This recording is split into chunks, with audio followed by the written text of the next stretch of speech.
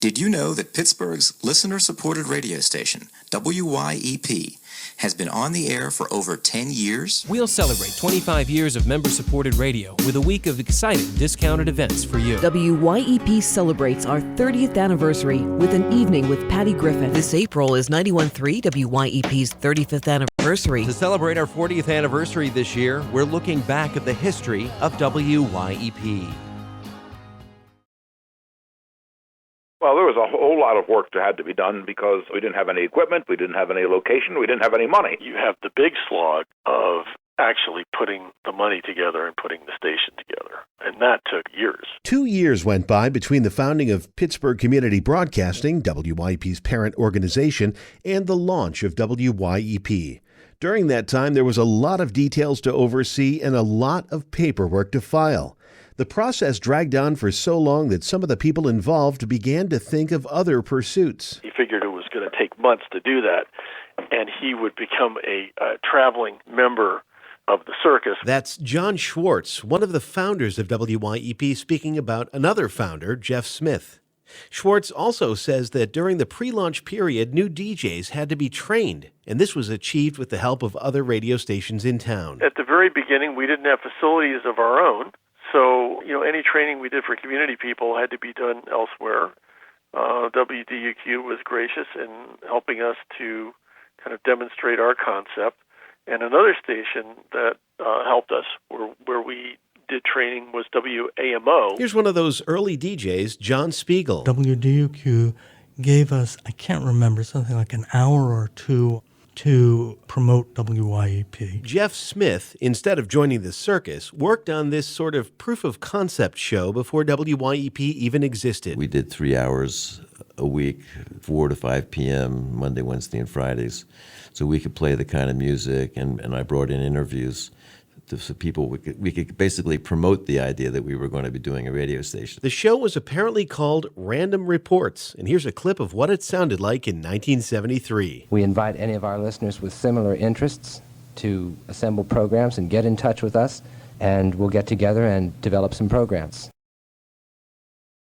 The home for WYEP during its first 10 years of existence was on Cable Place in South Oakland. The number one thing that we were trying to do is to get a place that was inexpensive. John Schwartz was one of the founders of the station and was instrumental in getting WYEP on the air in 1974. Nowadays, there are probably not that many people that remember the Cable Place studios, but to call them modest might give them too much credit. This was in the basement of kind of a warehousey building, and it was literally a subterranean environment. It was nothing fancy, that's for sure. Jim Hurry was a DJ from 1974 to 1985. There was a wall back there when it would rain real hard, you'd see waterfalls come down. The waterfall part is certainly right. Yep. You could get streams of water through the light fixtures at times. Not a good situation. Naturally, this environment could prove hazardous for DJs. A fellow named Kevin Amos was doing an afternoon jazz show. Peter Rosenfeld is a longtime board member of WYEP. There was a big thunderstorm going on, and Kevin called me. Peter, you got to get here right away. I said, what's the matter? He says, the place is flooding, and I can't get off this wooden chair because everything's sparking. All the electrical stuff that was on the floor was shorting out, but for some reason it was still on the air. Now, the breaker box was by the front door, which was at street level, but he couldn't get there because there was all this water surrounding him. There was about a foot of water on the floor down there. He was very wise to keep his perch on the wooden stool, but he kept broadcasting. He was quite a trooper. One aspect of this radio station has always remained constant. Our call letters of WYEP, the identifier by which most people have always best known us. However, station history could have sounded very different had the people who began WYEP chosen a different set of call letters. Well, we had to do an FCC filing, so we had to write down something. Ellery Shemp was one of the station's founders. We've thought about WHIP, HIP, and WYOU because it was going to be a station for you, the listener. WSHD for Shadyside. Well, the main one that I remember was WHOA, as in whoa. Jeff Smith was also one of the main individuals who started the radio station. There was a station in Puerto Rico or something like that already had taken the call sign. We've knocked around a couple of other ideas, none of which we liked, and we finally settled on WYEP.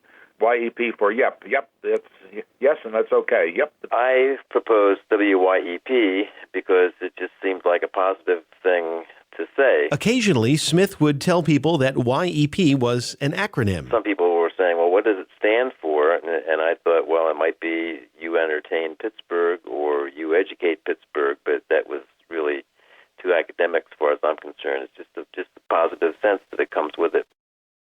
Live in studio performances from musicians have always been a staple of WYEP's programming. In fact, WYEP hosted our first live performance ever when the station was only 1 month old. In May of 1974, former Youngbloods leader Jesse Colin Young visited the station's home at 4 Cable Place. This being Jesse Colin Young, and from a basement. Live from the basement. Yeah. Interviewing Young that afternoon was WYEP founder Jeff Smith, in front of what sounds like a very small audience. Right. It's only a couple more minutes before you got to leave. Not that it would do any good, but you are playing tonight at Syria Mosque. I understand it's about sold out anyway. Good. So, Good. I love to play for people. The half-hour interview covered topics from the current Watergate scandal to Young's songwriting process. Of course, Jesse Colin Young played a few songs as well, going down in the history books as the first musician to perform live on WYEP. Better have fun while you can. It's an awful thing. You know, there were some times we didn't make the electric bill, we didn't make the phone bill, and the power was turned off. Bruce Mountjoy is the current host of Bluegrass Jam Session. He began volunteering at the station in 1979. My brother was volunteering then. So I remember in the summertime, one time, where he went up and sat in his car in front of the building for an entire day, waiting for somebody to come from the electric company so he could let them in to turn the power on. W.T. Koltek, a DJ at the station from 1976 to 1985, recalls an incident involving Lou Reed's album Metal Machine Music. If you're familiar with it, it's basically electronic feedback. It's just this wall of noise. Koltek decided to use the album during a pledge drive. We decided, well, okay, guys, if you're not going to call with your pledges, we're going to play Metal Machine music until you call and we get enough pledges, we'll take it off. Listeners started calling, and they received enough calls to stop playing the Lou Reed album. Well, we took it off, and then we started getting calls from people asking us to put it back on, and they would pledge. One of the reasons that money was so tight in the early years was because the programming was eclectic and sometimes very rough around the edges. It was hard to get enough of an audience to make the operation financially sustainable. Ask my mother, she'll tell you I'm innocent. Your mother's the one that filed the charge. What are you talking about? Wait a minute, that's not my mother. This is a clip from a mid-morning show in late 1974 featuring hosts B. Futz and Wade Berliner, giving a sense of the casual approach to broadcasting that could be heard on WYEP in the early years. Anyway, we're here today in the radio station of blue lights and little pink beads. Eating donuts. Because we want money. We need money. That's right. So we gotta pay the groceries and the rent, and we gotta pay our top-notch radio disc jockeys. Well, we gotta keep this on the air. That's what it's all about. Or you can just turn the station to another radio. Hey, watch that. In 1977, WYEP invited listeners to call in and give feedback about the station's programming. Here's one listener's complaint. Hello, you're on the air. Hi. I just have a couple of comments to make. The reason that I generally listen to you for a while and then turn you off is sometimes due to what I guess I would call some lack of professionalism. Just to cite an example, I was listening this Sunday morning, and I was enjoying it quite a bit, and then the guy started playing Chipmunk records and singing along with them. And this went on for like 45 minutes. WYEP presented programs on a wide variety of music, plus talk programs about current events, issues of the incarcerated, UFOs, sports betting, and astrology. This is a clip from 1984 from a show about astrology with a host named Irania. Let me find you some lucky numbers. I hope you got your pens and pencils ready, because for those born under the sign of Aries, the month of January says that 990 and 997 are numbers that are particularly good for you. And for a big 4 number, let's try 3862. Buck Bryce, who was kind of a laid-back Pittsburgher who's no longer living, did a jazz program that was just exquisite. That's Larry Berger, host of the Saturday Light Brigade, who worked at WYEP from 1975 to 2003. Buck knew jazz like the back of his hand and did a jazz program that was so relaxed and so laid back. Yeah. All right. The telephone number here is 687-0200. You got something slick you want to say? Call me and tell me all about it, all right? Buck Bryce was a great guy. Eric Leaf Davin produced and hosted the news show The Weekly Reader on WYEP from 1980 through 1982. He would slurp his coffee out of his mug on the air, so you'd hear him slurping his coffee, you know. Very homey, very domestic. Excuse me a minute. Ah, boy. I love that coffee. You'd hear him drink some coffee and swallow it and then go on and on. Hope you enjoyed that, Papa. Okay, 7:04 in the a.m. And it's 91 here, and it's, time for you to go in the kitchen and put the coffee pot on or your teapot or whatever. As soon as WYEP began broadcasting in 1974, it was obvious to those behind the scenes that the station's signal was not fully adequate. Station founder John Schwartz recalls WYEP's first day on the air. So here we were, we had the station on the air, and so I started to drive around the greater Pittsburgh area in my car. This is the first time I had really to try and figure out how good or how bad the coverage was, and I remember being very dissatisfied with it. Many years of legal, logistical, and financial wrangling took place, but eventually WYEP was able to increase our transmitter power from 850 to 18,200 watts. After signing off the air for nearly 3 months to make the changes, including switching tower locations from Oakland to Hazelwood, WYEP went back on the air March 31st, 1983, with DJs Larry Berger and Kevin Amos to welcome the audience back to the station. Here is Kevin on the air that morning. We're back on the air after being off since about January 8th, and we have higher power now. Back up at 18,200 watts. And Larry Berger that morning in 1983. It's such a good feeling for us. This power increase has been planned since 1975, and after all of the red tape, after all of the technical work, and all of the things necessary for WYEP to finally be able to implement it, it's finally here. And I hope you'll agree with us that it's been well worth the wait. Mad Mike doo-wopping on 91 FM.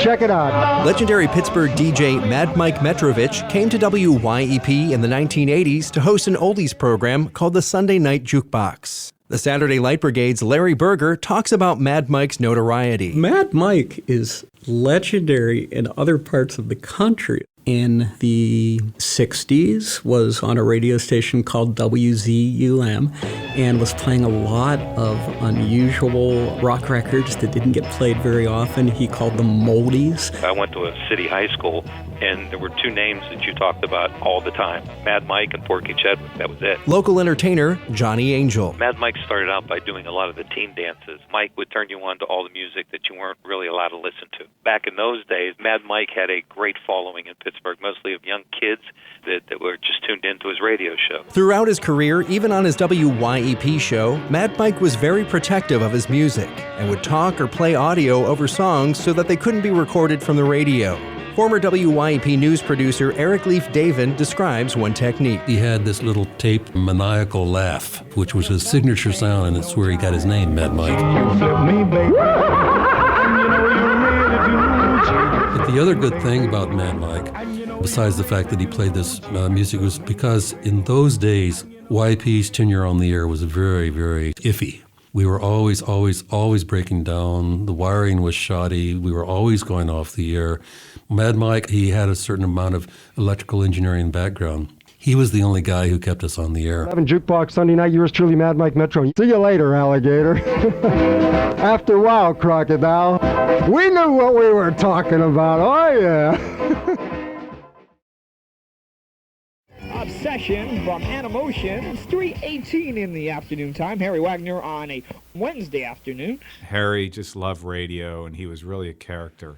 He was probably the unlikeliest person ever to become a radio personality. He had this voice that sounded like nails on a blackboard. Kind of squeaky almost on some level, but really distinctive. And when you've heard Harry, you don't forget Harry. 91 WYEP. I'm going to give tickets right now to the Thompson Twins at 6870200. Be the 10th caller at 91 WYEP. The late Harry Wagner, a.k.a. Harry the Wire, is one of the most beloved and unique hosts in WYEP history. Mark Reisman hosted an overnight air shift with Art Nardini on WYEP in the late 70s and gave Harry his big break. He loved punk music, and so he would hang around the studio with us when we did our show. At some point, Art and I looked at each other and we thought, we're not going to make it till 6 a.m.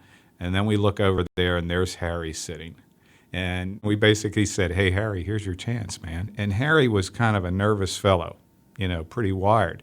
And so I started calling him and introducing him as Harry the Wire. Wagner DJ'd on WYEP until the mid-90s. Former host W.T. Koltek and Rosemary Welsh remember Harry the Wire. Harry was a teenager who he had some pretty serious health problems, boundless self-confidence and ego. But he had an innate ability to know when something was good. He beat everybody to the punch on stuff that was coming down the pike, whether it was the Culture Club, whether it was the Clash, whether it was Sarah McLachlan. And he didn't keep it to himself either. Everybody had to know about it because he wasn't selfish about the music he discovered. He wanted everybody to play it. I'm Harry Wagner on Beat Sickness, the pop music of the 80s. 1985 was a dark year for WYEP. After an upgrade to a new broadcast tower and frequency in 1982, the station hit hard financial times. Bluegrass Jam Session host Bruce Mountjoy was on the board of directors at the time. Well, I think what the thinking was when you upgraded the signal by a factor of 10, you would also upgrade your coverage area by a factor of 10 and your income by a factor of 10, which didn't happen. Peter Rosenfeld was also on the board. All these expenses now suddenly were on a station that didn't raise very much money.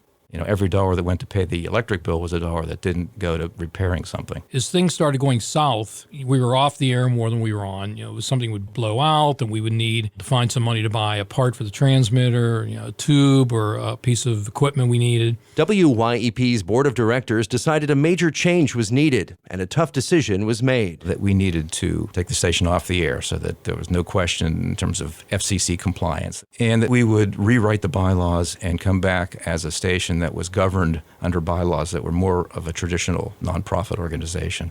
So at that point, it was Halloween, 1985. We went off the air. That was our last broadcast. The station remained off the air for almost 2 years and began broadcasting again in 1987 at a new location at Chatham College. After a reorganization and a new vision for a more cohesive broadcasting style, WYEP began transmitting again on October 27, 1987, from studio space in another basement on the campus of the then Chatham College. Good morning, Pittsburgh. We are WYEP. 91.3 FM in stereo. This is a recording of the start of that broadcast day, beginning the Chatham era of WYEP. Formerly operated as 91.5, now returning to the air after a hiatus of almost 2 years. Featuring brand new studios, much new staff, and a whole new approach to programming. This program is First Light. It's a weekly air shift featuring eclectic world music styles. While the station was more professional in presentation and focused more on folk, jazz, blues, world, and new age music, the program schedule made room for radio drama on the WYEP Radio Theater. Here's a clip from a recurring segment about a hard-boiled Pittsburgh detective named Chops. He left me for another skirt. Get this. He left me for some kid going to Pitt. Can you imagine? So where can I find him, and what does he look like? Every Friday night, Ted takes his little schoolgirl to the White Tower on Forbes. The White Tower near Pitt? Well, if he doesn't show up, I'll be back to see you. In 1993, WYEP was located in a small space on the campus of Chatham University. Michael L. Sesser was the station's program director. Chatham was always cramped. I mean, there were 5 full-time people working out of a room that was, 15 by 20. Rosemary Welsh was the morning show host at the time. It didn't even have the space for 6 desks. So I didn't get a desk. I got a drawer. Heidi Rinkus was the general manager. Everybody heard everybody else's phone conversation. Everybody knew everything about everyone else. So the size in itself made it almost inevitable that we would move on. WYEP started a capital campaign to renovate rented space located at 2313 East Carson Street on the south side. Heidi Rinkus explains that the construction came together partially out of goodwill. Everybody who was pitching in on that project knew that we were financially limited, and I think they all accommodated our needs as far as having to be aware of what the costs were from the beginning to the end, to the point where I believe they donated some of their time as well. So it was a lot of people coming together for the good of the station and giving of themselves. WYEP's new space really changed things, as Rosemary Welsh and Michael Elsesser explain. It was more than one room. You know, it was this huge area where there were cubicles and there were windows. And it did so much to improve our quality of life at work that I think that it really unlocked a lot of creativity. So suddenly now you have natural light coming in. So of course your morning show is going to behave differently when you can watch the sun come up. Live from the WYEP Community Broadcast Center, this is WYEP Pittsburgh. Happy New Year! That's how WYEP rang in the new year of 2006, with the first broadcast from WYEP's new permanent home. It was the beginning of a new era for the station. WYEP had officially moved in to the new Community Broadcast Center. General Manager Lee Ferraro decided that New Year's was definitely the time to make the switch. We should do this kind of at the poetic moment of 12:01 a.m. on the first day of the year. Then for our future forever, we could say, we started the new year in a new building. So the station hosted a New Year's Eve party, inviting board members, volunteers, and others from the station's history to come and celebrate. Well, good evening, everybody. I'm Rosemary Welsh, and this is Independent Public Radio. Rosemary Welsh was the first solo voice to broadcast from the new facility. I felt honored to be there, but I also felt honored because I was representing thousands and thousands of people who had supported the station, and the people in that room were good representation. So that the first voices, really the very, very first voices you heard, was a community. It was a community of people who were rejoicing. And the first song? Well, we couldn't decide, so we asked the community. Mike Sauter explains. So we asked listeners to give us what song they thought should be the very first song played. We got a lot of great suggestions. In the end, it just had to be something that focused on radio because that's what we were all about, and wound up with Radio from Elvis Costello. 91.3 WYEP Pittsburgh. Hey, good afternoon. I'm Rosemary. Good to be here with you. Since the early 1980s, that voice has been heard over the WYEP airwaves. But the cool confidence and sharp wit of Rosemary Welsh wasn't exactly present from the beginning. The very first time I was ever on the microphone at WYEP, which was September of 1981, I was reading a PSA and my hand was shaking so badly that you could hear the paper rattling on air. That's how nervous I was. And you're listening to 91 WYEP FM Pittsburgh, your first and only alternative radio in Pittsburgh. I started off in women's programming, but I didn't stop there. I started volunteering for any show that needed help. So over the years, I did jazz, blues, reggae, folk, world, you name it, I was doing it. A lot of freeform. And that certainly helped me as I was moving forward. After 8 years of being a volunteer host on WYEP, Rosemary got a job offer. So I was hired in June of 1990 to become the first paid host on WYEP full-time. My name is Rosemary Welsh, Morning Mix in your ears. But I was so excited about being the morning drive host. I couldn't believe it. It was in the mid-90s when Rosemary moved to the afternoon mix. And looking back, she's proud of how far WYEP has come. There were so many times over the years where I thought, oh, we're not going to make it. I know what it took to get here. It wasn't easy, but to see where we are now, it has been an incredible success story, one that you don't hear too often in radio. And I feel like WYEP is a real treasure.